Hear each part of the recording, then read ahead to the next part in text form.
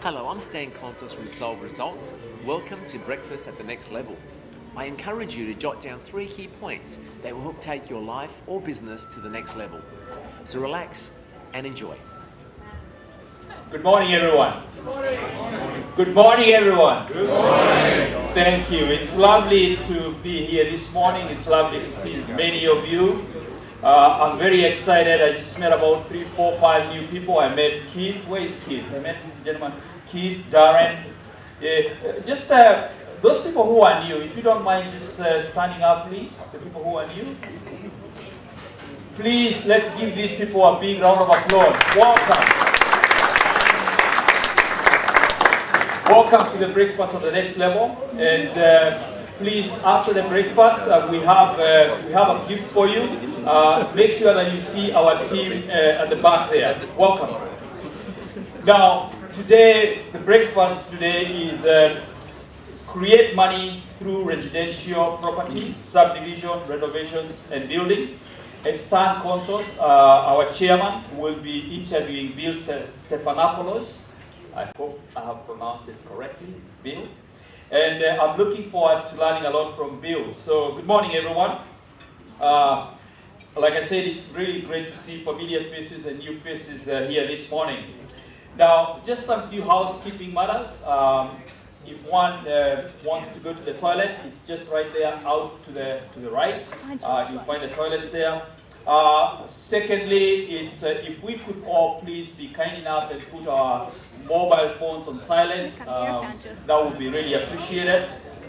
I know technology has really caught up with us. I go to the village in Kenya and I find my grandmother with a mobile phone. So please, if we can put them on silent, that would be great.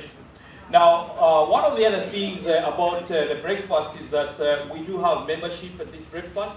And we request, please, that you don't film this particular event because it's meant for members. So if we can respect that, that would be most appreciated. Now, a little bit about Soul. There are quite a few people here who are new and for the first time. Soul has been going now for about 10 years. We pride ourselves as a leading organization that enhances and inspires personal and professional development. Now, really, what does that mean to you? Well, if I remember going back 10 years, I still recollect the first seminar that we held down at Peter Gadiako's house, one of our directors. Peter is not here with us today. He's on holiday. He flew out yesterday to Europe. And so is Emmanuel. He's also been away for about a week on holiday in Europe. And as a result of that, we had 10 people attend that seminar. And people got very good results, and we thought, well, it's time that we take this to the wider public. And we've been going on ever since. And it's been a really profound and wonderful journey seeing people come through our courses.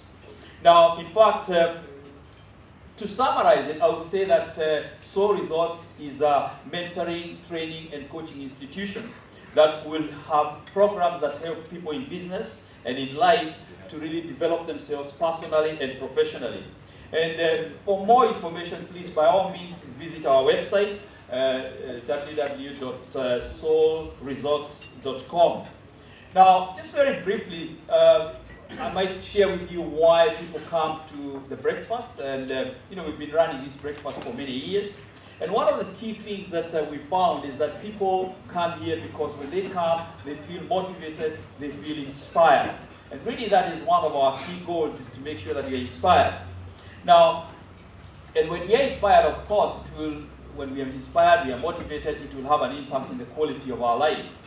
The other thing that people come to the breakfast for is that we've learned over time, and research shows this, that really success is a combination of 2 components. Number one, and most important, is what we call the psychology. What's going on between the 2 ears? What are we thinking about? That contributes 80% of our success.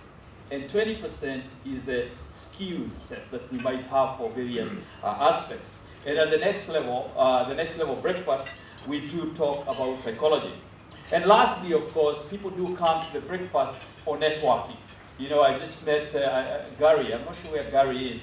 I knew Gary from Gary's Caramera. Yeah, there is Gary. I met Gary when my son was going to school and playing football. And I happened to meet them this morning. We were just having a chat with Gary, and he said, yes, it's very important to network with people. And people do network, and you get to meet a lot of people in this breakfast. So, principally, that's why people come for breakfast. And today's topic, I'm very excited to learn about property, and I hope that you too are. And I'm sure we'll get good value from Bill. He's an expert in what he does, and Stan will be introducing Bill a little bit later. Now, we do have sponsors for the breakfast, and it's important that we recognize our platinum sponsors. Sorry about that. Platinum sponsors, Guardian Insurance, and also security monitoring specialist, Chris Cat. I haven't seen Chris this morning.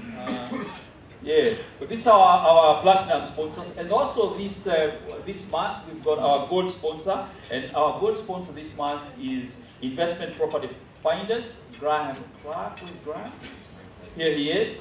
Now, just a little bit about Investment Property Finders. They have a background going 15 years in the financial planning industry. 10 of those have been involved really in advising people about property. And they've advised over 1,000 properties. Now, with help, they will help you get what, where, and how much to spend on your passive property investment. They will help you find the right property. And in the last 10 years, the clients of this organization have outperformed the national average growth. Best of all, their services are free for you. And you pay no more for the property than if you went it alone. So I encourage you to take time and have a word with Graham this morning. And Graham is also has also donated some gifts for our raffle this morning. So by all means, please talk to Graham during your time this morning. Now, what I might do is we might do the raffle. We've got a raffle. Please, if you can make sure that you put your raffle ticket. Peter is going to come around with a bucket to make sure that you put your business card so that we can do the raffle. While Peter is doing that, maybe I might draw your attention to the main prize of this raffle is a coaching valued at about 300. This is a wealth value advancement coaching session with one of our coaches. Now, just a little bit about the value of this is that I've been very privileged. I consider myself very privileged to have been coaching people for the last about 10, 11 years. And as a director of coaching services in Seoul, you really get to go on a journey with a number of people. And as I was really thinking through about this morning and the coaching aspect of it, I remembered a few years ago a doctor that was referred to me. And if you want to qualify to become a surgeon and you're a doctor, you have to go through some stringent exams. And this particular gentleman had not had success on 2 attempts. And of course, when that happens, you could relate to this. Some fear comes in, and then you kind of start to lose confidence. Really, can I really make it? And I don't know about you, but I know that a lot of us sometimes we go through those challenges whereby what you being handed by life kind of gets you to lose some confidence or have some fears. In any event, we went ahead and did some coaching with this gentleman. At first, he was even very hesitant whether it would work for him. And we did some work, and he did pass his exam. He actually had 2 challenges. Number 1 was really to pass his exam and practice as a surgeon. And number 2 was that he wanted to make some more money. And I'm very happy that after the program, he did pass his exam. And of course, when you get something good happening to you, what do? What do? You talk about it. Is that right? Is that right? Yes. Yeah, you tell other people about it. And as a consequence of that, he passed, he's making good money, and he referred to me 3 other doctors who have also passed their exam. So really, coaching is not just about, when you're passing exams, it's really about life. So whoever is going to be a winner of this particular draw today, I encourage you to make sure that you take on the coaching. Not to mention also, if you're a member of the breakfast, you have the, oh my God, you have the opportunity to take on the half-hour coaching session. So I'll ask Bill to pick up a ticket, a card here, and we'll get to know who is the winner. And the winner is Pepe Pasco, Managing Director of Moore's Phillips. Is he here? Yes? Peter is there. Please give him a round of applause.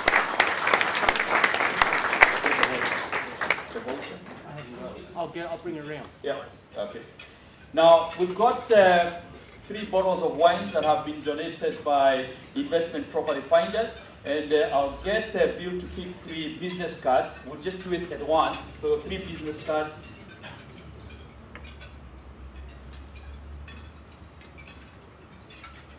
Very good, thank you, Bill. And the winners are Neil Forrester from Forrester Manufacturing Pty Limited. Where's Neil? Well done, Neil.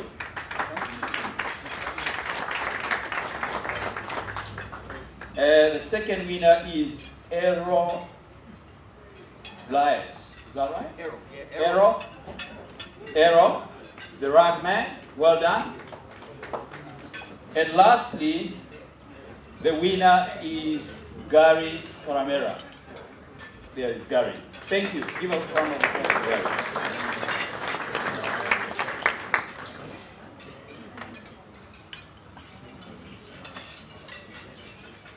Please, if you could enjoy the breakfast, and in a few minutes we'll be bringing Stan on to commence the breakfast. Thank you. Thank you very much. I might just take this opportunity to really recognize and the efforts by the Hilton staff for making sure that we are well staffed. The breakfast is really good here. So if you can give the Hilton staff a round of applause, thank you. Thank you very much. And just for the new people here, please remember on your way out, talk to our members. We've got a gift for you. Now, it is my pleasure, and indeed real pleasure, to invite Stan Contos, our chairman. I've known Stan for many years. We met in a very interesting circumstances in Melbourne. And Stan is really the executive chairman and co-founder of the Soul Resort. He's a business and property entrepreneur. He's an author. He's a motivational speaker and a peak performance coach. Now, Stan is an authority on peak performance and leadership. I would have to say that he's the ultimate life coach. He is very, very happily married to Orania, and he has contributed 3 children to this world. And please let us give a big round of applause to Stan Contos. Thank you, John. Thank you, John. Good morning, everybody. Good morning to everybody. Please keep eating your breakfast. Welcome. Welcome to Breakfast at the Next Level. Lovely to see you all this morning. Hope you have a very enjoyable time with us this morning. So this month we're going to be talking about creating money through residential property. And I'll have the privilege of having an interview with Bill in a moment. I hope you leave feeling inspired. I hope that for those of you that are interested in residential property and expanding your wealth portfolio, that you learn something new this morning. And I hope that you begin to see the opportunities that are out there, particularly in the Adelaide market. But before I begin, I always like to start with something funny. Everyone good for a joke? Cool. My joke analyst, Martina, my daughter, she's found me a couple of really good jokes, and I'll share them with you. One of them is there's a rock climbing expedition. So during a rock climbing expedition, an accident occurs, and as some of the grappling hooks give away. This leaves 11 climbers clinging precariously to the wildly swinging rope, suspended from a crumbling outcropping on the mountain. 10 of them were blonde, and 1 was a brunette. As a group, they decided that one of the party should let go. If that didn't happen, the weight on the rope would cause more of the hooks to give way and everybody would perish. For a few agonising moments, no one volunteers. Finally, the brunette gave a truly touching speech, saying she would sacrifice herself and let go to save the lives of all the others. All 10 blondes applauded.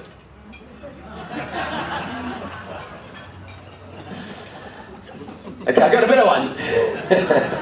It's a young police officer. He's just come out of his studies. He's out on the road. A young police officer. He pulls over a guy for speeding, and they have an exchange. And the officer goes, "May I see your driver's license?"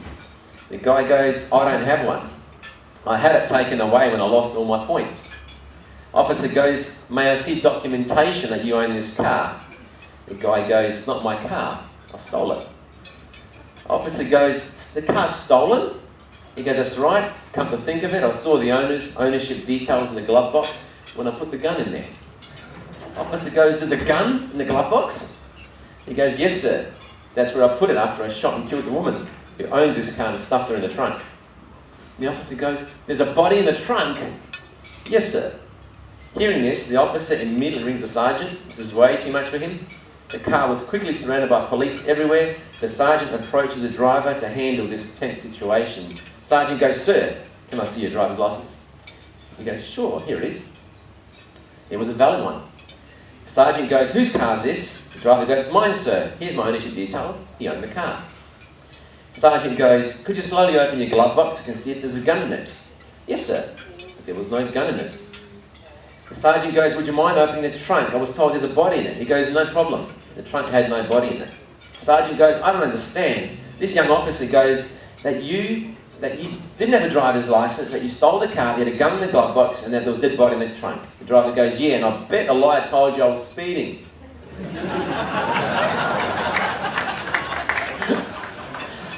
So there's a great concept called slipstreaming. You know, when you see geese fly together, or cyclists. Here's a cyclist. Anyone cycle in packs? It's quite a phenomenon when you cycle in a pack. It gets easier for everybody. And slipstreaming is if an object is inside the slipstream, behind another object, moving at the same speed, the rear object requires less power to maintain its speed, and the object at the front goes faster than if it was by itself as well, which is quite unique. So some results, any topic that we bring up, it's really about slipstreaming. It's about modelling, getting it right, then teaching it. And so it becomes easier for the student. Now, I always have this question to people, and I say, if you could do better, should you? Right? If you could do better, should you?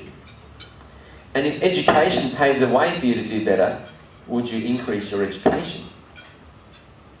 So at the end of this morning, I'm going to let you know of our real estate education course called Real Estate Riches. We run it once a year. And I'll be presenting it with Armando over 5 weeks, 5 Wednesday evenings beginning end of August. Now, I had an SMS from Armando this morning, and his wife had baby Christiana last night at 1:12 a.m. So he won't be here this morning. He sends his good wishes. He's busy being a dad.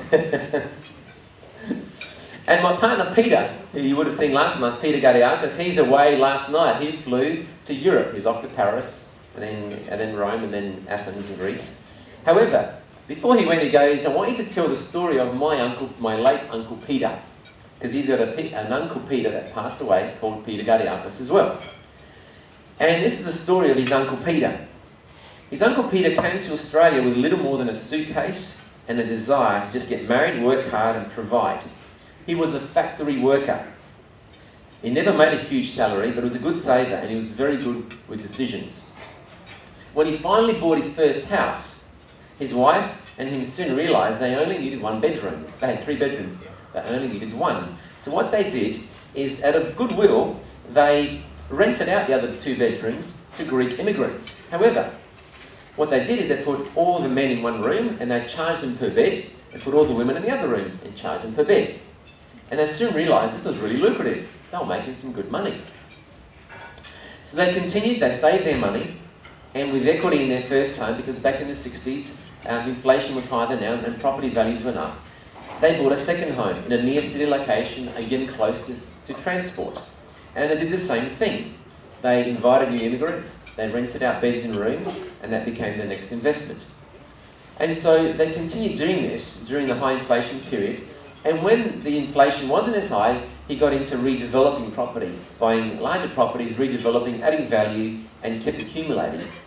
Now, as I asked Peter, when your uncle passed away, how many properties did you have? This is a factory worker with no education, and he goes at least 40, at least, minimum 40, pretty well paid off. Right? Incredible. So the question I have is, who has 1 or 2 investment properties in this room? Put your hand up if you've got 1 or 2. Keep your hand up if you have 10 or more. 10 or more. Isn't that interesting? I always say, how is it an immigrant that is uneducated with a factory wage able to accumulate 40 plus properties? Isn't that incredible? Because he's following a system. Somebody once told me, it's not how much you make, it's what you do with what you make. That is the difference in your wealth creation. And so he realised that you got to buy and add some value to a property, and then you revalue and buy again. Now, I want to share with you one of the common things that I do with my coaching clients, and that is I get them to do a 10-year goals, 10-year plan, 10-year goals. Every year, what do you want to do? What do you want to be doing with your leisure and travel? What do you want to be doing with your family? What do you want to be doing with investments and buying properties, and how many properties each year? What do you want to be doing with the share market and business interests, etc.? And so once you construct a set of 10-year goals, you become very inspired. You see, there's a wisdom, without a vision, people perish. So you must have a vision. You must have a vision for the next 10 years. So what about you? Have you got 10-year goals set up? Things that inspire you for the next 10 years? You can always change them if they're not the right goals. But have you got those goals for the next 10 years? Real estate is a vehicle for financial freedom. That's all it is. And a better lifestyle. Let's remember that. When we retire, whenever that time comes, there's not going to be a pension, and I don't think super is going to be the answer. Would you agree? I think super is going to be a nice, comfortable income if you've designed it well, but it's not going to be the answer. We're all living much longer past retirement, and so we need to support ourselves for a longer period of time. And the statistics show that a typical 65-year-old at retirement is not inspiring. The average 65-year-old, well, between 55 and 64, I was checking out on the ABS website, it said the average Australian has 1.266 million, and as soon as they hit 65 and retire, it starts to dwindle. And so there was a rundown of assets. So it's important from today, even if your retirement is a long way away, it's important from today to make a decision of the lifestyle you want to lead in the future. So lifestyle means what style of life you want to be leading. And then to begin to make a decision into how many investment properties you need to have at that time to give you that style of life. And I think for most people, 1 or 2 properties are not going to cut it. Most people desire to be financially free, which is to have the choice to do what they want, whenever they want, and go wherever they want. That's true freedom at that time when they decide to retire. I was reading a newspaper article last week, and it had some interesting statistics. I mean, overall, the Adelaide market is growing at 4%, but it was interesting to see some suburbs growing at double digits. There was, Walkerville at, I think it was 17%, and some other suburb growing at double digits. And I thought, isn't that interesting? Only the people that have managed to buy in those suburbs have made some wealth out of hoping that their real estate goes up. But there's got to be more than hoping. We've got to learn how to manufacture wealth. We've got to learn how to create it. Because wealth creation is about creating it. You should know how much you're going to make at the time when you buy real estate. You should not have to hope that it goes up. If it goes up, that is a bonus. That's just bonus. If the market goes up X% or booms, that is an extra, you can just bank that as bonus. But that should not be the reason you buy real estate. I'll give you an example. I'll share with you a small development I did with my partner Peter, and we finished it early this year. And I want you to write these numbers down if you wish. Purchase price, $590,000, with settlement costs of $30,000. Total costs $620,000. Subdivision costs $22,000. Renovation of one of the properties, we subdivided it into a house and a block of land. Renovation $105,000. Building of a new home $225,000. Total outlay, this is all approximate, $972,000. Now, current valuations of one property, the new property, be $570,000. The renovated property, $520,000.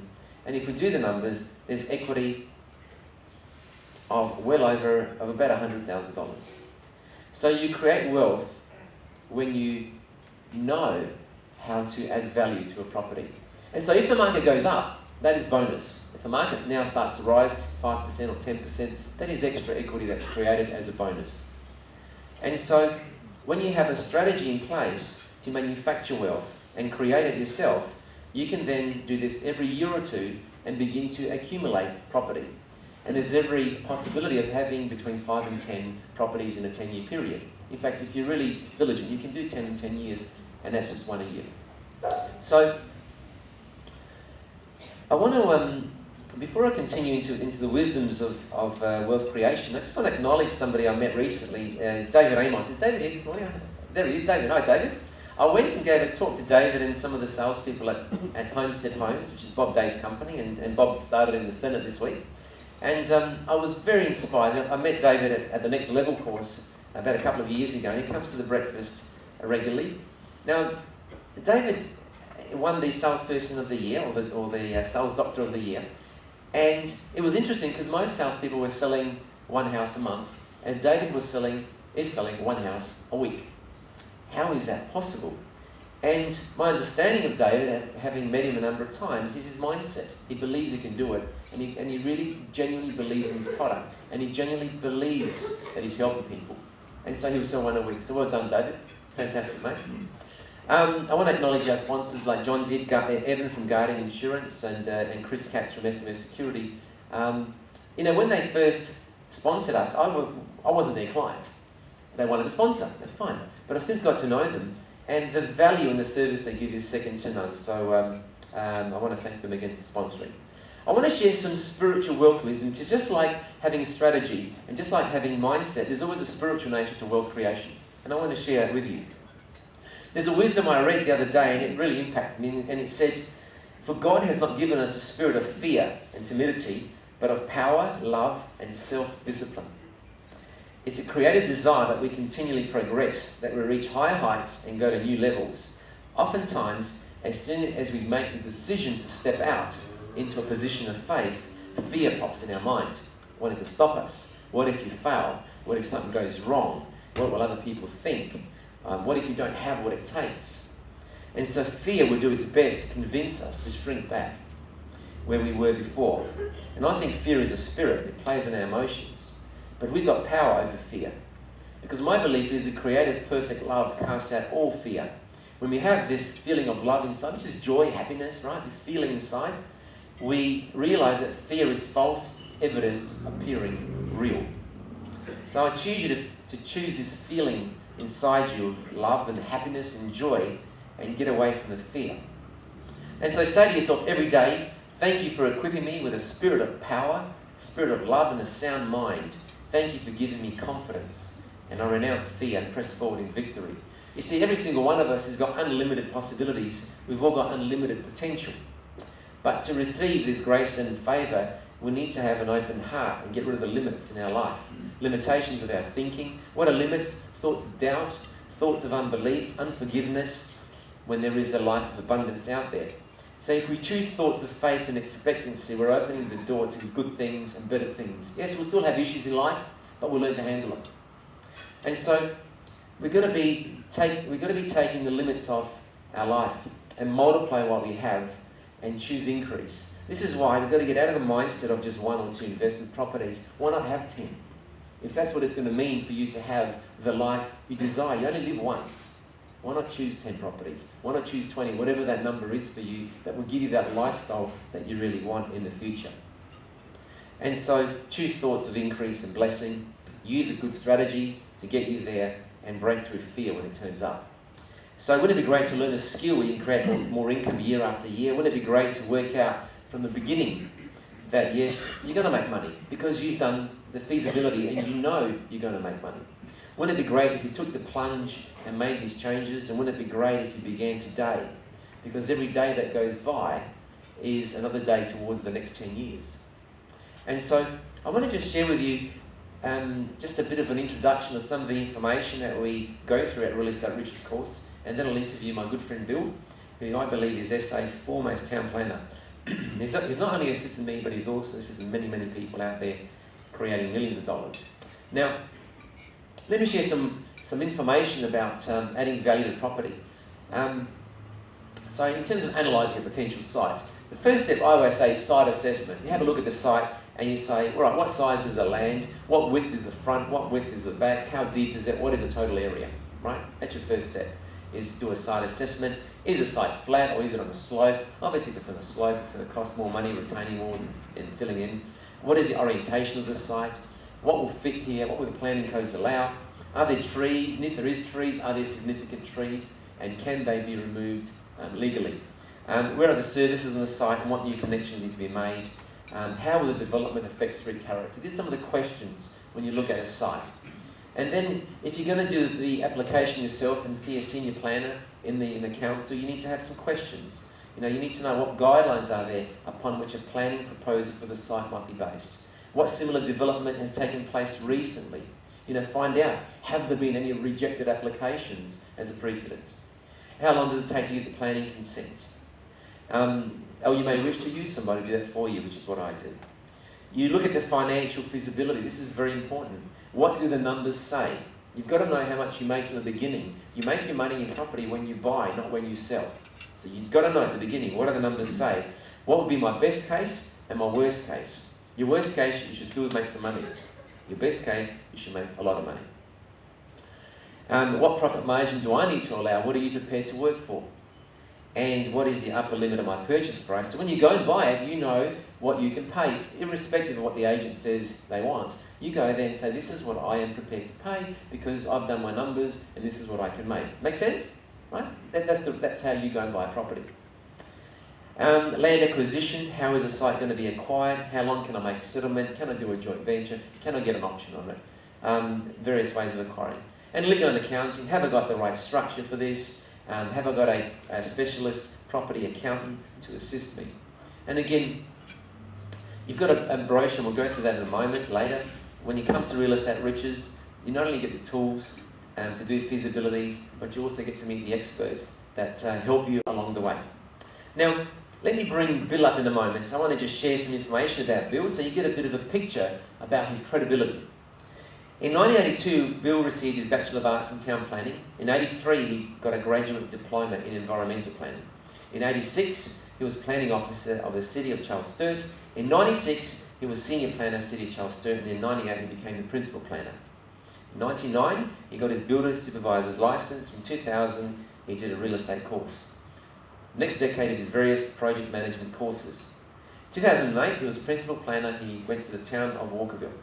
In 2013 and up to now, he continues to be Director of Town Planning Advisors. He's a corporate member of the Planning Institute of Australia. He's a licensed builder.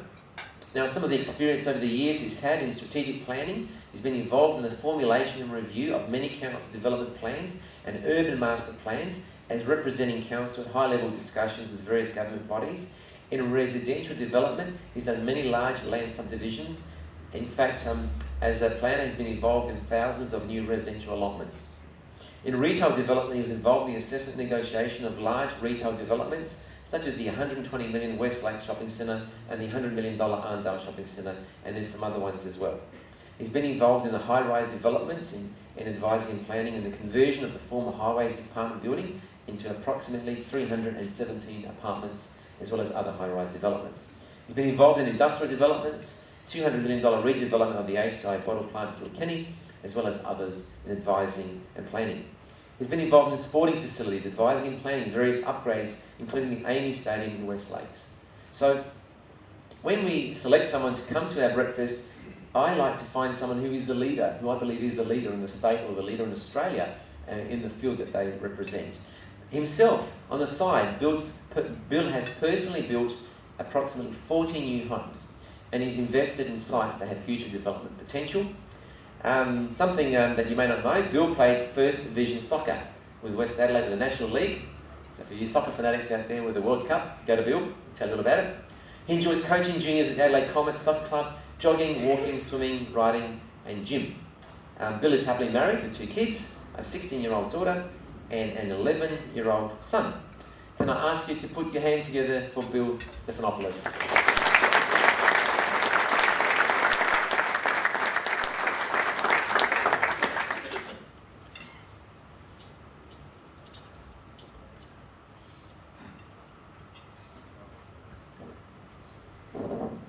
microphone working good?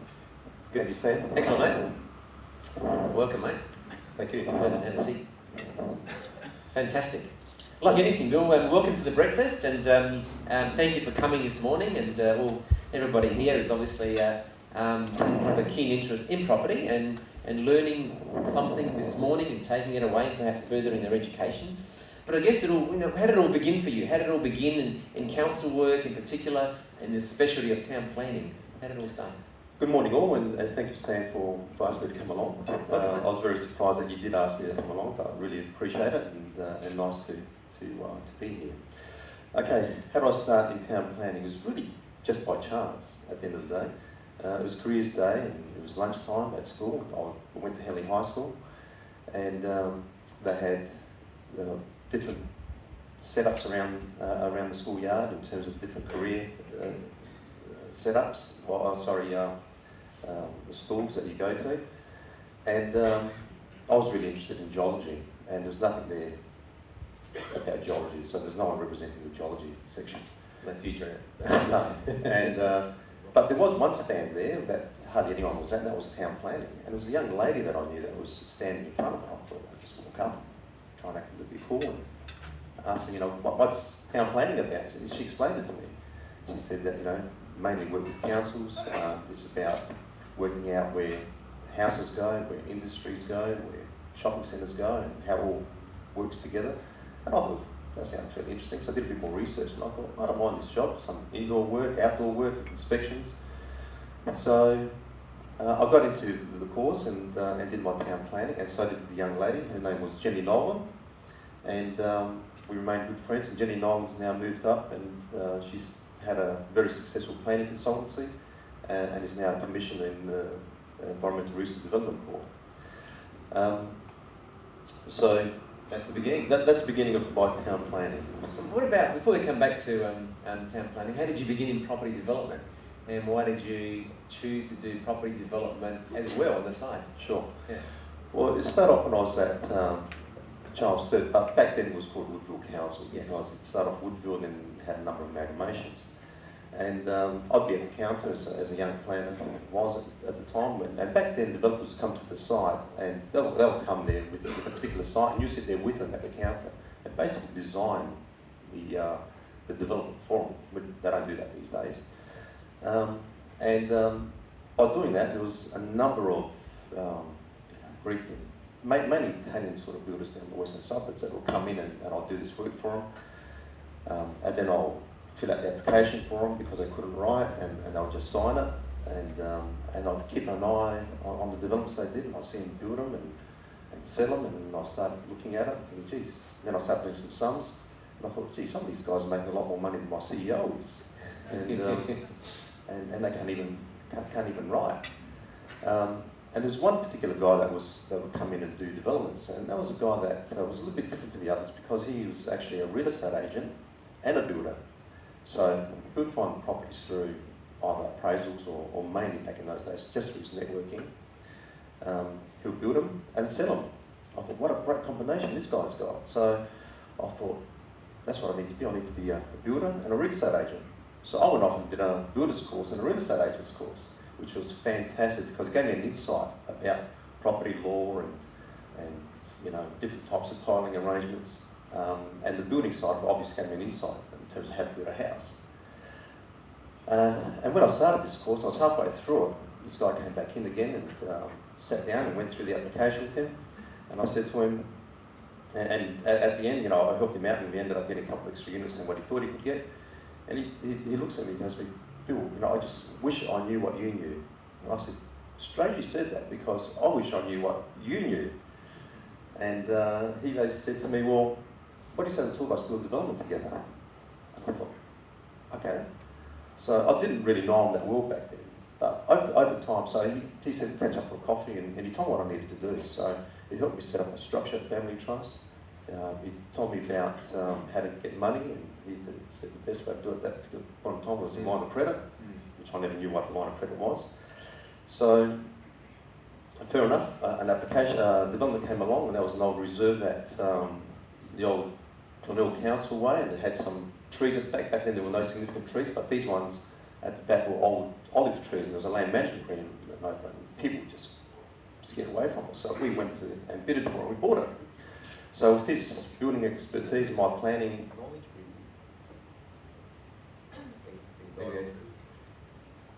another one? Or maybe the handheld one, perhaps? Yeah, handheld would be fine, but John? Yeah. There you go. Thank you. Hello? Yep. Tommy? Yeah, is that working? Yeah. Yeah. So we went on from there and did that particular development because it was a tricky development and got that one over the line. Can everyone hear me? Yeah. Yeah, It's all good. and then another development came along, which is a primary school. So we picked that up. Now there was a bit of bitumen there and a significant tree, so that was really tricky. And I remember we bidding against Doritos.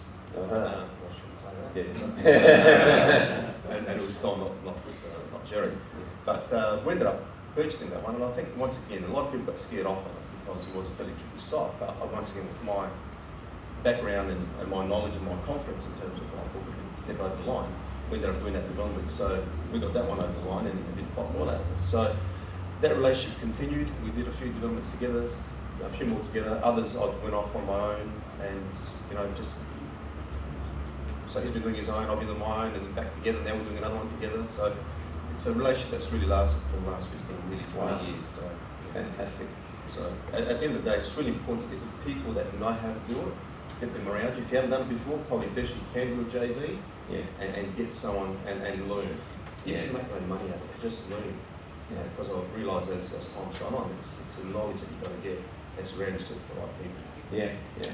And the mentor came into your life, didn't he? The mentor just came into my life. Yeah. And from day one, he was saying to me, "You've got to leave council, you've got to get out." And it took me 15 years after that to leave council.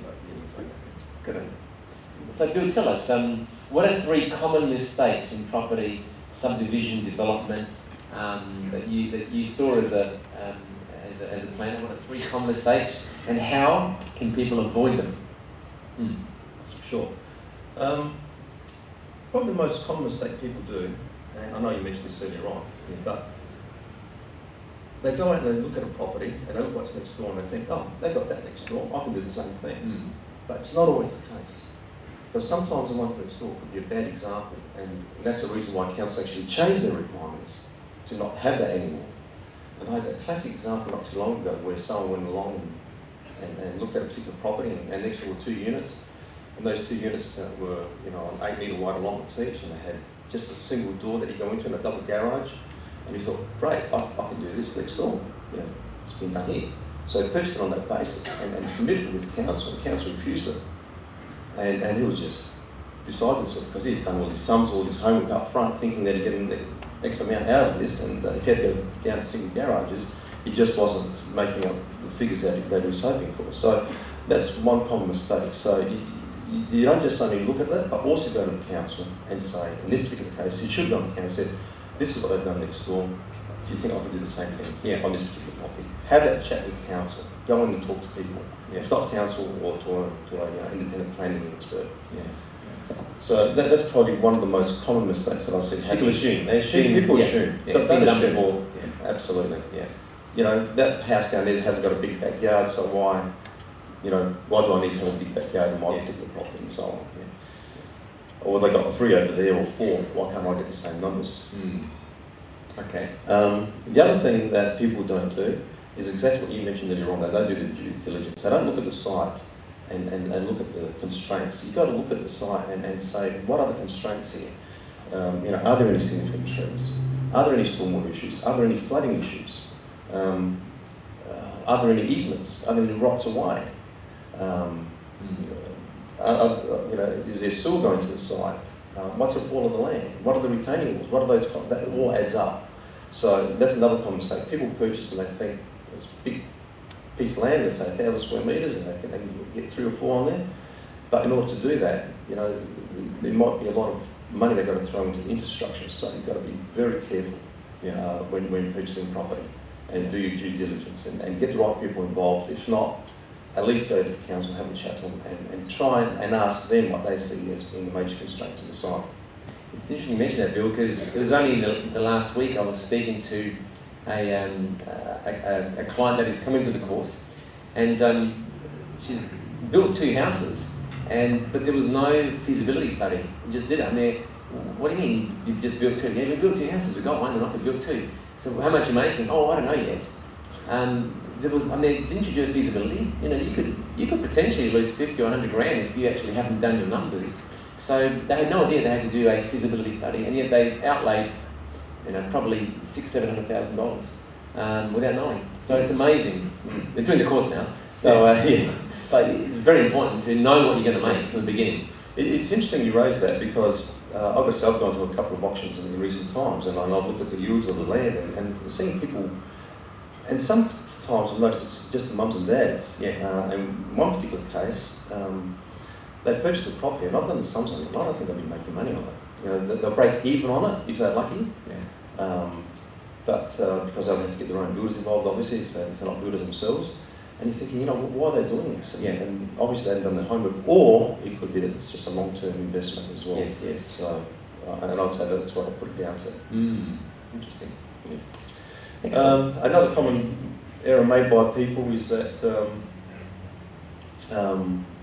that I find is that they'll put an application together, lodge it with council, with very little negotiation. Sometimes they even have those negotiations with council, but not talk to the right people in council. And then they find that later on down the track, council has a close look at it, or the planner takes to a more senior person within council, and they come back and they recommend refusal for it. And unfortunately, that's when a lot of times I get involved. So by that stage, the horse is bolted.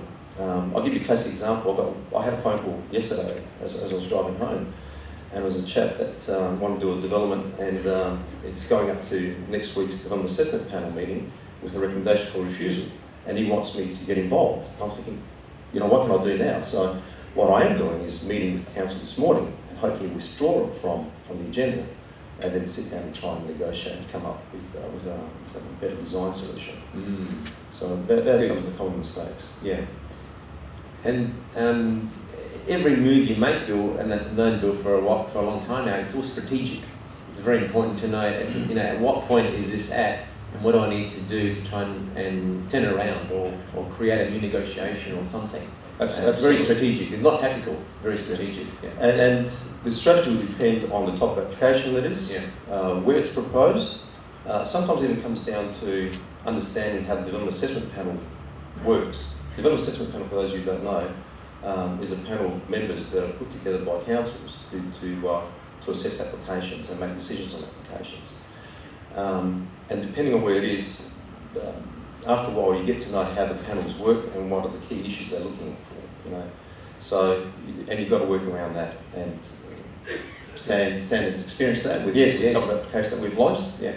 And we've taken different strategies. Sometimes we've written reports, other times we've taken a totally different approach. Yeah, definitely. Another common mistake, Bill? What else is there? Is there any other common mistakes that come to lots of common mistakes, particularly I'm talking about first-time investors as opposed to more experienced investors here.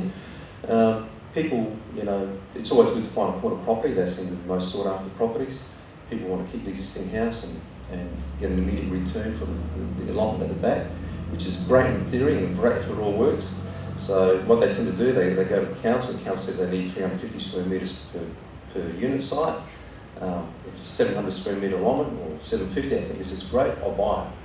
But what they fail to do is to work, if they want to keep the existing house, they fail to work out whether it does work, because for it to work, you've got to make sure the existing house is sited correctly on the block as well, because if it's too far back, you've still got to comply with private open space areas for the dwelling, you've still got to comply with the car parking requirements, and sometimes you find that starts eating into the allotment and maybe take up the first 400 square metres, which leaves very little for the new allotment at the back. So although at first it looks like it's a good development site, it's not, and they have been caught out by doing that. Yeah. And ways around that sometimes is demolishing part of the old existing house off and spending more money on it than what you really need to, just to recoup some of the costs. Yeah. What about, Bill, looking in the future, and perhaps referring to the 30-year plan for our city? Where do you see opportunity in creating wealth for residential real estate? Where do you see the opportunities come in the future? Okay. In terms of the 30-year plan, I'm not sure if many people know what the 30-year plan is. It's basically the government's put a plan together for the next 30 years based on some predictions they made in terms of population growth and also ageing population. Yeah. What they basically predicted, I'm not sure how accurate these figures are, because I tend to question them, is that within the next 30 years, there's going to be an extra 560,000 people. We've currently got a population of 1.2, so they're talking about almost doubling that in the next 30 years, which is, I'm not here to question it, but that's what they're coming up with. They're also saying that we require another about 260,000 homes, which is a fair swag, considering when we've probably got about 500,000-600,000 homes as it is at the moment, so it's quite a few. But then you start breaking it down in terms of the demographics. And in 2011, about 30% of the households were single-person households, and the majority being only just two-persons households. In the next 30 years, they're predicting that the single households will probably double that again. So, as you can see, there's got to be a change demand in terms of the type of housing that's going to be. Yeah. So that's one thing that we need to keep in mind. You know, maybe we shouldn't be looking at the 3-bedders. Maybe we should start looking at the 1- and 2-bedders a bit more. But the planning requirements also have to change to accommodate that. In terms of the state government, what they've done, they've actually identified some areas where they want to see a lot of growth, and that's on major transport routes.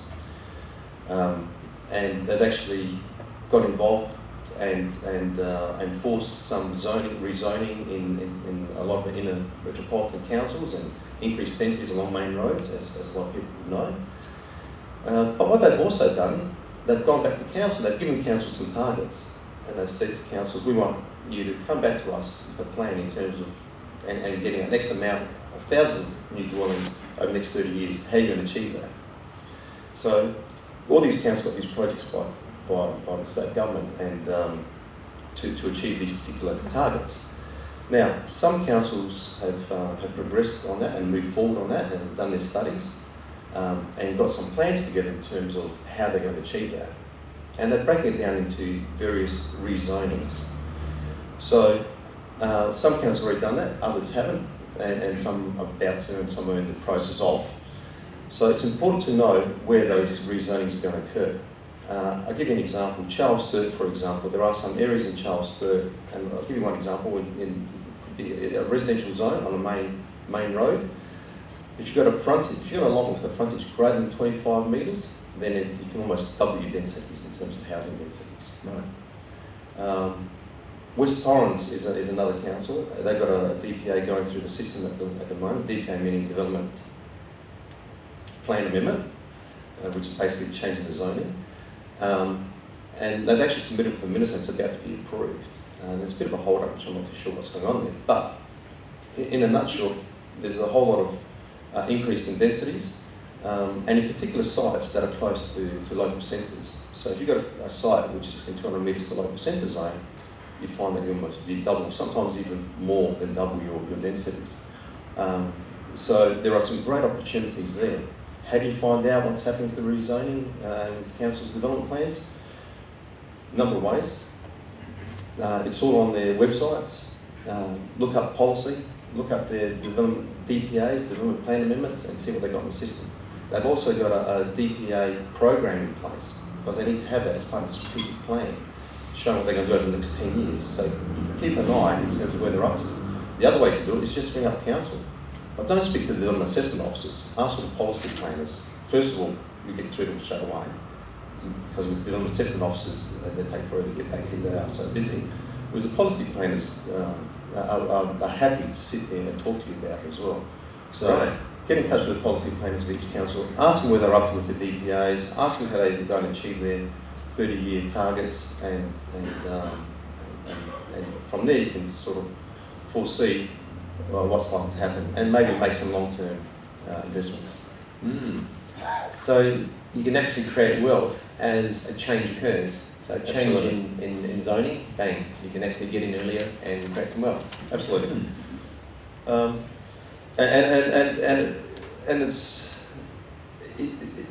it happens in reality as well, because an example, I had a gentleman the other day who had a couple of properties in a row on a main road in West Torrens, close to the centre. He was looking at developing it for a 7-unit site. Again, he wasn't a developer, he was just an investor. I looked at the site, I said, no, just hold on. And he was getting some pressure to sell and getting some not bad offers coming in, so he was making up his mind whether he should sell or not.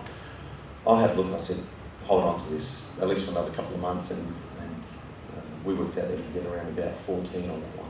Right. So it was a huge increase in yield, and obviously a huge jump in the value. In the value of the land, yeah. I remember having an email, it was quite a few months ago actually, from Mando, who is one of the teachers at the Real Estate Riches course.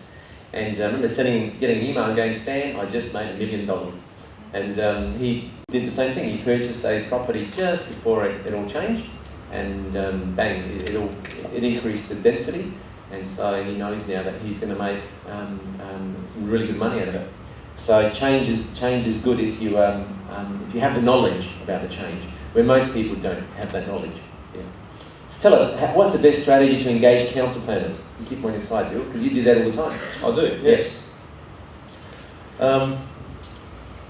Again, it depends on the application that comes to the top application. But what I generally do, just as a general rule, I engage with the planners very early in the piece. I engage with planners sometimes with just a very rough concept of what we're looking at, and get them involved in a very early stage. And I do that, and I go and ask for their comments. And I know, most of the time I know exactly what they're going to say. But that's not the point. The point here is getting them to get buy-in from the very beginning, okay? And talk about the deal breakers or the deal stoppers. What are the key issues that you need to resolve, and resolve those up front. If density is an issue, talk about density, about the numbers that you can get on there.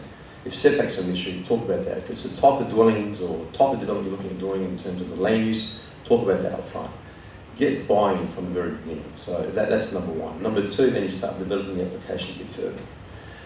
And then when it's time to lodge the application, you need to make sure that you've got all the information there for them. The last thing a planner wants is to receive an application, having to go through it, and there's no survey plan, there's no indication about retaining walls, there's no traffic report if you need one.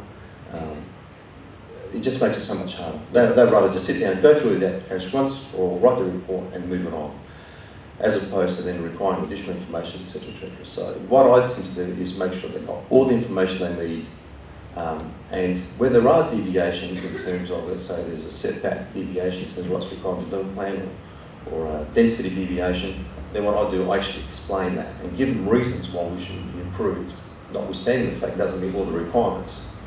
That helps them for a number of reasons. One, they don't have to do all that work if they're putting a report together, so they can convince their superiors. And two, it gives them a reason to depart as well. So I think that's a very key sort of thing as well. And again, once it goes, and then you've got to work out whether it's going to be, they're going to use their delegations to approve it, or if it's going to go to a committee to approve it, or to a panel to approve it. If it goes to a panel, like we said earlier on, you've got to understand the panel, how it works, and what needs to go on there. So different strategies, different applications, depending on the different councils, because they've all got their own internal politics that you've got to be aware of. Yeah. Who's read Think and Grow Rich? Anyone read? Right. In a section of Think and Grow Rich, there's specialised knowledge, isn't there? Right? And specialised knowledge means either you have the specialised knowledge to do something, or you hire somebody that has that specialised knowledge. But you don't do it out of ignorance. You don't go in there without knowing. So this is where it's so important that if you develop a specialised knowledge, great, you go in and you know how to deal with the council. But if you don't, then you engage somebody to assist you. Okay, somebody that has that knowledge. And it might be a very knowledgeable builder. It could be a town planner like Bill. It could be somebody, an architect, somebody that has that knowledge to assist you. And this is how Bill would have seen that man who was didn't even know how to write. And he would have had somebody helping him to make sure he presents his applications correctly. So the wisdom of you alone can do it, but you cannot do it alone is very apt for creating wealth in real estate. So where do you see residential property in the next 3 to 5 years, Bill? And what type of properties are you looking at next 3 to 5 years? It's a good question, Stan. I'm not an expert. I'm not a property expert, so or value or anything along those lines. And a lot of my investments are long-term investments. Yes. So I don't buy to do something immediately unless it's a good deal that I see, and then I'll obviously do that. Next 3 to 5 years, I can only see the values increasing, only because I'm seeing what's happening from a development assessment point of view. Yeah. Being back at council, what I've noticed, and I just keep an eye on application numbers coming through. So when I saw applications numbers going through, I knew there was going to be something exciting happening. Yes. And that happened around about 98, 99, it sort of peaked, then dropped off a little bit, and then 2000, 2001, things started picking up, and I thought, wow, this is time to buy. So I went in there and bought at that particular point in time. But speaking to councils, at this particular point in time, they seem to be very busy. They seem the application numbers are up, 15, 20%, particularly down the western side of town. Yeah. So there is quite a bit of confidence out there. Working as a consultant now, I'm also speaking to some of the bigger developers. I'm speaking to a lot of project managers and a lot of people that receive large funds and they need to do something with it. There seems to be quite a bit overseas interest in Adelaide at the moment, and there also seems to be quite a bit of interstate interest, particularly from Western Australia, Victoria and New South Wales. So I'm not sure they're looking at us and thinking there's some good value. I think that's what's happening. Yeah. I just hope that the supply doesn't overstrip the demand at this particular point of time, but hard to say what's going to happen in the future, but there is a lot of interest and a lot of confidence in the market. I'm not sure if that's reflected in the real estate sales, or we might have real estate agents here who can tell us that, but I know from the front end, it all seems to be go, go, go. I'm involved in some fairly large developments at the moment, applications. A lot of high-rise applications, particularly in the city, that seems to be the go. But also some high-rise development outside the city as well. And look at the eastern seaboard, as we know, most of us will be aware that the market there is growing very, very strongly at double-digit growth, where the average house in Sydney now is 786,000, I believe. And so if we base it on history, Adelaide normally has a catch-up period at some stage. Not that we rely on that, but it's nice to know that we are heading into a period where we might be undervalued as a city. But again, I reiterate, the reason you buy property is to create wealth at that point you've purchased it. And if it goes up in value, then that is your bonus. That is just extra equity. But you must make money when you buy from a feasibility point of view. That's good. I think we'll wrap it up there, Bill. It's excellent, mate. Yeah, thank you for coming. I think Natasha's got a gift to thank you for coming this morning. Because you like sport, Bill. Thank you. You do that. Let's give you a round of applause.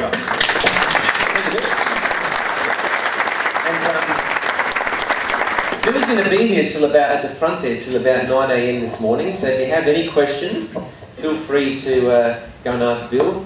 And I'm sure that he'll have an answer. If he doesn't have a direct answer, I'm sure he'll tell you how to get it. So let's all just continue to choose thoughts of increase, choose thoughts of blessing, choose thoughts of expansion.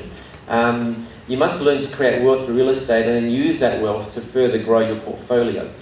Remember the ABS statistics that it's important that we decide today to do things differently, because look at the last 10 years, they've gone by, haven't they?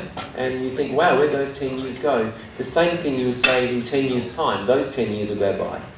And remember the story of Uncle Peter Gariakos, factory worker on a simple wage and accumulating 40 plus properties. So, now we all come from different backgrounds. I was never raised in an environment of abundance, and I've often mentioned that I remember at 4.5 years old, our family was left homeless actually because we lost our home.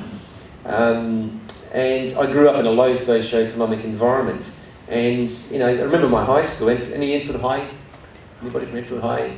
Yes, there was interesting school. We had plenty of brawls, plenty of drugs, plenty of gang-like behaviour. And I remember the Richmond boys came and just took over the school. I'm not kidding. These vans rocked up and it took over our whole school.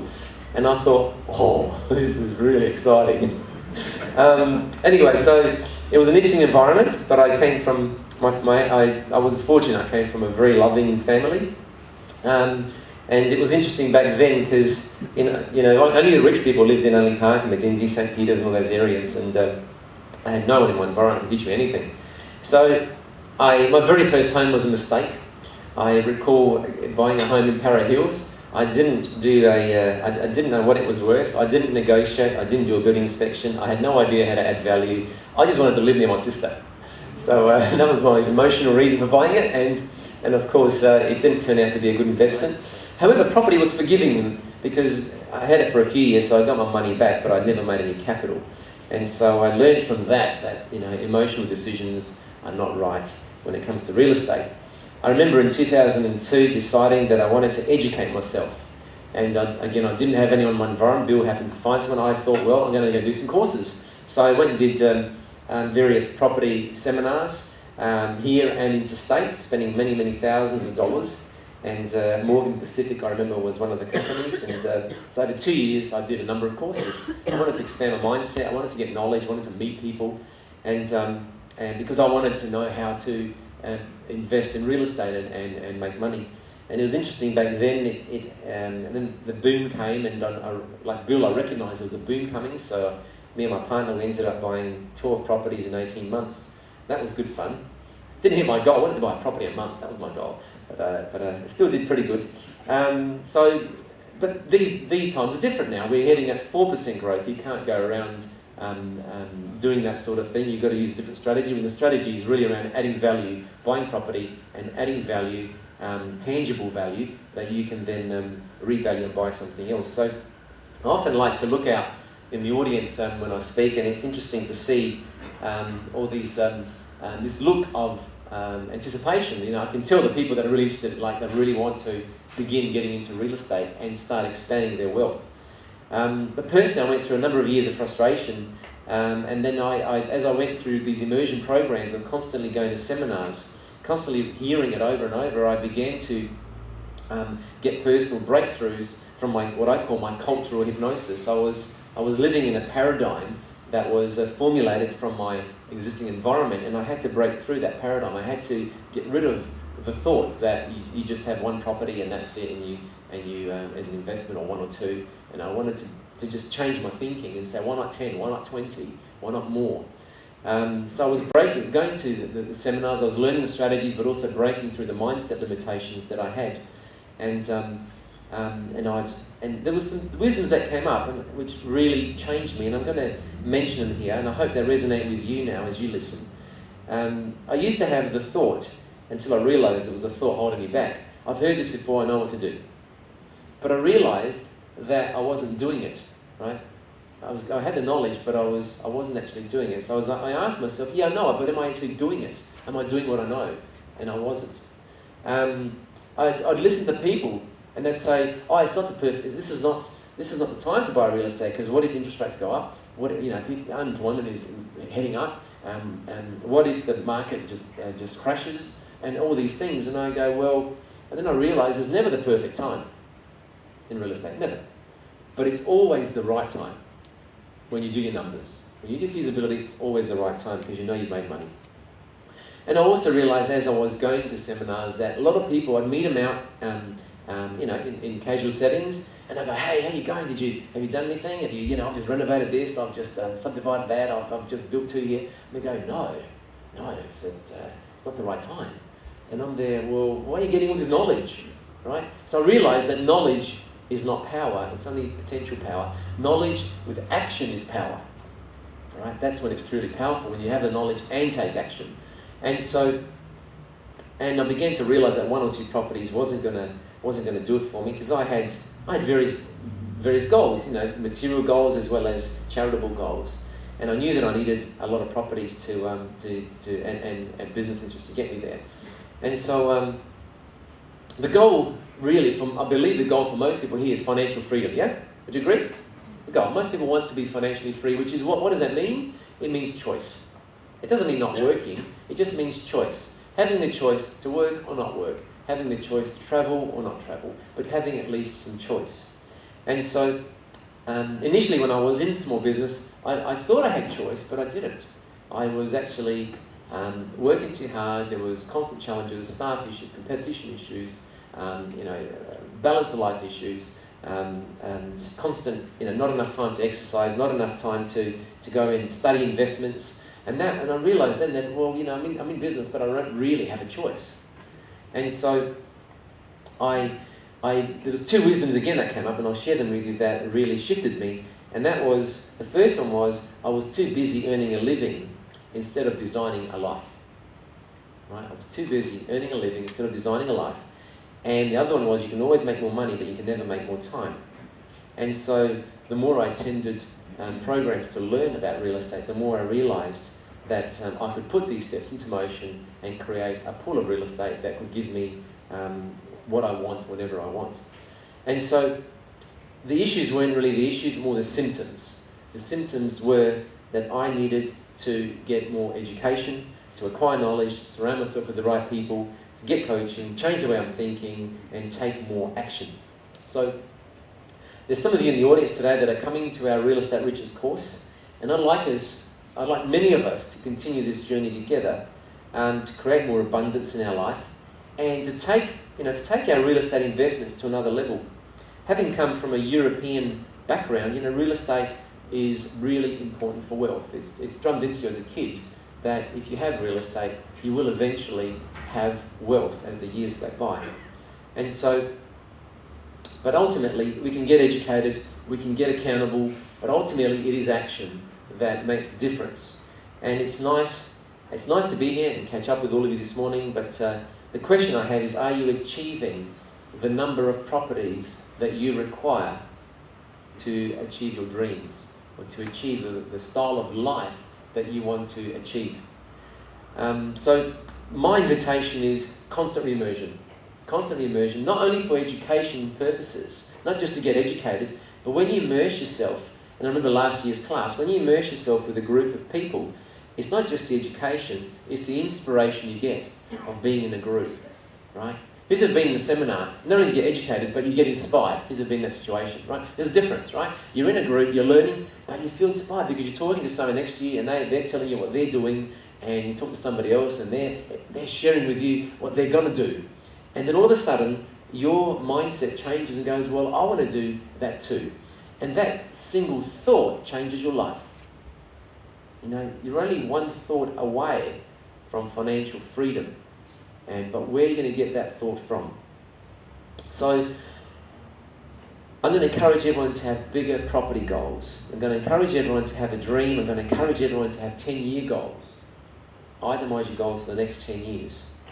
Now, the course we're going to offer with Armando, and Bill will be there as a guest presenter. Every night we'll have a different guest presenter, and I'll go through the brochure in a moment. The course we're going to give is education. And of course, if you want to continue and do some coaching, then that is at your decision. I've been coaching personal clients now for a number of years, and it's incredible what they achieve. It's incredible what happens within a 6 to 12 month period when they start to materialise their goals. And they go, how am I doing this? Because their thinking is changing. They've got the knowledge, they get the confidence, they change their thinking. All of a sudden, they start bringing into reality their goals. You say, for those of us that have read As a Man Thinketh, As a Man Thinketh says, every thought can be brought into physical manifestation if you focus on it, right? It shouldn't be a fleeting thought. Just focus on that thought and bring it into physical manifestation. So there's a folder there for everybody. I'd like you all to just take out this brochure that Natasha recently put together. Pretty nice brochure, would you agree? Yep. Pretty classy. And there's a few testimonials in there. There's some information about the course. Now, one of the things we do is we value your time. So the third night of the course, if you're not, for any reason, you're not satisfied with the course, you get a full 100% money back guarantee. So hand in your books, get your money back on the third night. The course runs at the last Wednesday in August, and then every Wednesday night after that for 5 total Wednesday nights, from 6 to 9. I'll be teaching a lot of the mindset stuff. Armando will be teaching through a manual a lot of the real estate items. And we'll have guest presenters. Now we've got some past clients there. Young Aaron, who is a client from a couple of years ago, did the course, did some coaching, and made some. And now will stand to make about $180,000 in equity from this particular investment. There's other clients here. Whereabouts are they here? Giancarlo did the course, and he was a beginner property investor, and he's gone on to improve his investment. Robert was one of our past clients, and he was actually a real estate agent as well, and he went on to do further investments, and Maria's in there. I think Maria's in the audience today. Where's Maria? Hello, Maria. Maria's one of our past clients at the course, and you can speak to her if you wish about the course. And she also has coaching and has accumulated a couple of great deals. So this is the information on that course. I encourage you to come along and create some real estate riches. The seminar gives you the knowledge and the motivation to take action. The early bird price is $1,998. We do it once a year only due to time. As you know, myself and Peter and so forth, we're all very busy, but we devote one time a year to do this course, and we do it over the 5 Wednesday evenings. People often ask me, how do you grow a residential real estate portfolio and not run out of equity? So the way you do that is you keep creating equity. You don't do a deal unless you create equity. And if somebody hasn't got a property, I always say, you're actually in the box seat to get your first property and create equity. Why? Because if you have an income, which is a regular job or a small business, if you can find 5% equity and another 5% in settlement costs, a total of 10%, and if you can afford $60 a week, you can buy a property. Because people who buy their first property and have a stable income can usually get a very good LVR of about 95%. Most brokers will be able to get a good deal for you. So the question I always ask is, can you afford $60 a week to buy your next investment property? Because if you structure it correctly, this is what it costs you. And most people, what's that, a coffee a day, right? If you stop having a coffee a day, that'll cover half of it, and then cut off something else, and all of a sudden you can hold a property that has subdivision potential. Okay?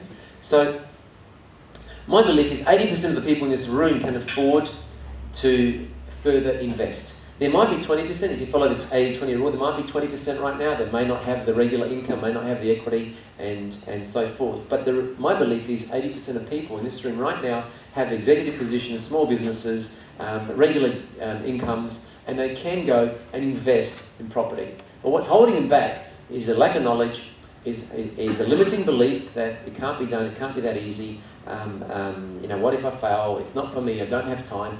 That's what's holding him back. It's not the fact that they can't afford $60 a week. What's holding him back is those thoughts and the lack of knowledge. So, for those that are breakfast members, who here is a breakfast member? Hand up. You guys, if it's of interest as part of your membership, let Natasha know you can get a wealth coaching session, a complimentary wealth coaching session with your membership to assist you with making some decisions. So let Natasha know. I would like to ask this question because I like to always think differently. Who would like an extra $1 million in free cash in 10 years' time? 1 million free cash 10 years. Yeah, good, everybody. All right, listen in.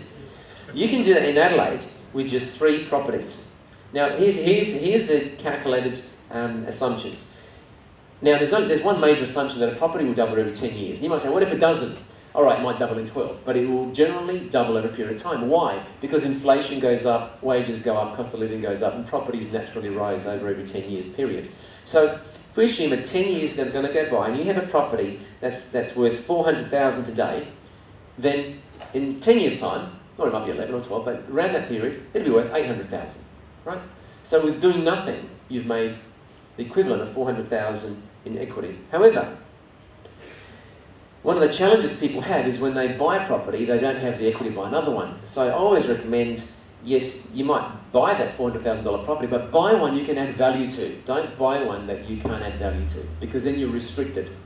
And so if you buy one that $400,000 you can add value to, and the value is, as Bill mentioned, could be a subdivision. It could also be a combination. Sometimes I renovate one property, subdivide and build another. Sometimes it's just carve off 2 blocks of land and leave the home as it is. Whatever it is, right? Whatever strategy. Did you know that one property that you hold for 10 years, as Bill mentioned, a lot of his decisions are hold decisions. If you just hold for that decade, right? That decade might be 9 years, might be 11 years, but just assume 10 years. $400,000, you're making $769 every week passively. Doing nothing. 700, that's like $110 a day. Every morning you wake up, you made 110 bucks. Just for holding a property long term. Now, wealthy people know this. Who studied Warren Buffett?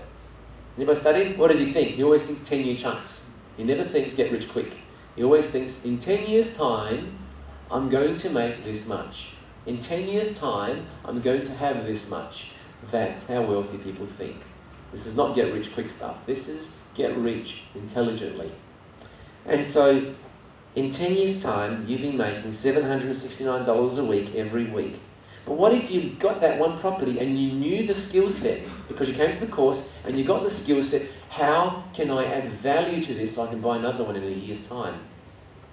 How can I add value to it? So I'll have that one plus another one with no extra money of my own.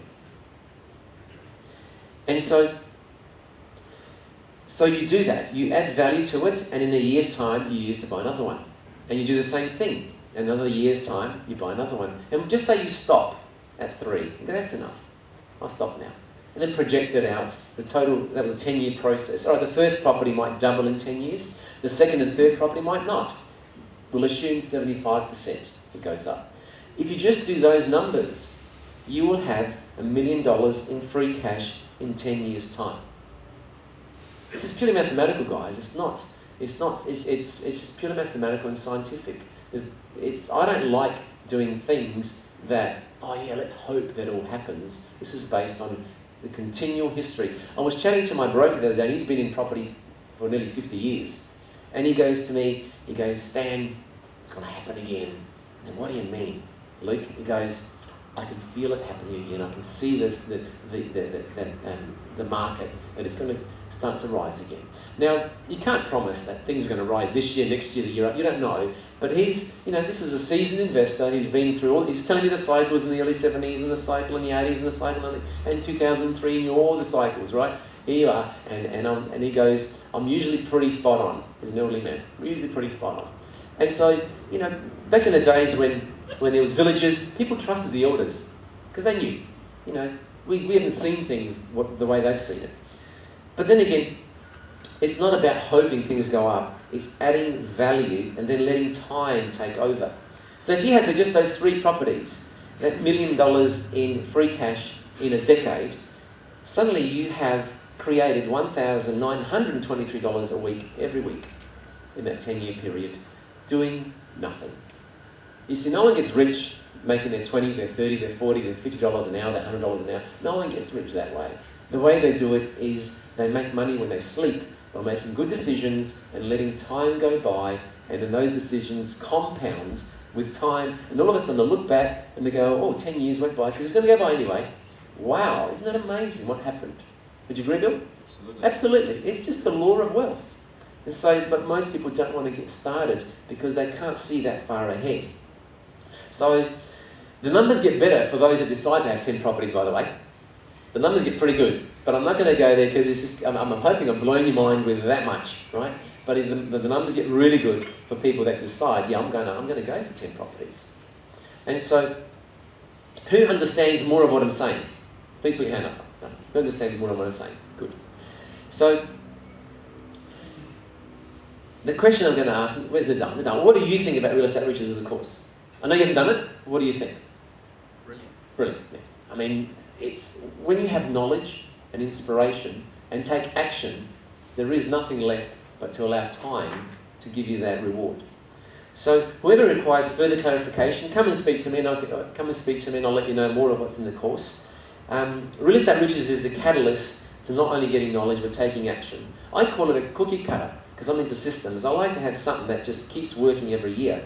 It's like you get the knowledge once, you get the practice once, and like Bill said, it doesn't matter if you made nothing in your first one, but of course we want you to always make money in your first one, but you've got the formula to repeat it every year, and then you have a skill set that very few people have, and you continue to make wealth every year, and it becomes part of your DNA.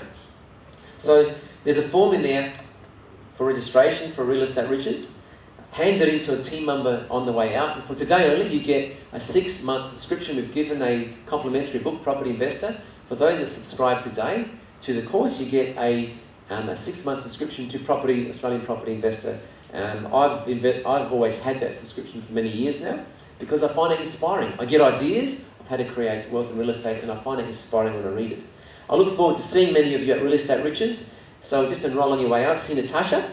And next month, we're going to have Share Market Success Made Easy. We're going to bring an economist. His name is Darryl Gobbett. Some of you would have heard of him. And we're going to share with you how do you create and protect your share market portfolio. So thank you, ladies and gentlemen. I look forward to seeing many of you at the Real Estate Riches course. Have a wonderful morning, a wonderful day. Have a great month. And I look forward to seeing you all next month. And please come and ask any questions that you may wish to ask me. Thank you very much. Okay, take the time now to jot down those 3 points in your diary. Schedule it, take action, and make it real. If you've been given this video from a friend, I encourage you, get on our website and check out Breakfast at the Next Level subscription. You'll get all sorts of resources like this video, a transcription, and many other resources. I look forward to having breakfast with you next month at Breakfast at the Next Level.